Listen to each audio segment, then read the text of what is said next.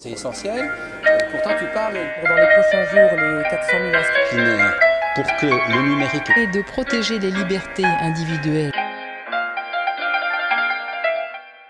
Bonjour. Vous dites que nous avons besoin de clarté pour dire ce qu'est le droit, mais également nous avons besoin de pédagogie. L'école a donc une mission essentielle? L'école a une mission essentielle. L'école ne peut pas tout, mais dans l'époque où nous vivons, elle a bien sûr comme mission de transmettre un savoir.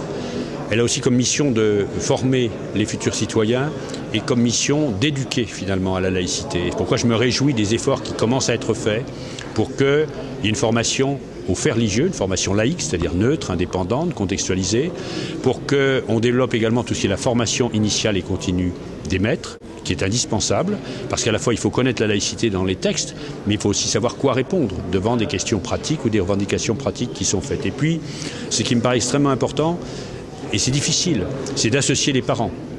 Les parents qui sont le plus éloignés de l'école, parfois de la laïcité, sont ceux qu'on ne voit pas quand ils sont convoqués par un professeur, qu'on ne voit pas dans un conseil de classe. Donc au-delà de quelque chose qui est un rituel, qui n'est pas négligeable, de signer le règlement intérieur, de signer la charte de la laïcité, il faut rechercher tous les moyens de construire avec les parents cette éducation critique, cette éducation émancipatrice qui permet à chaque enfant de réfléchir par rapport à ses conditionnements, par rapport à son histoire, et de se déterminer le moment venu comme une personne libre. Ouvrir l'école aux parents, est-ce que c'est possible avec le numérique?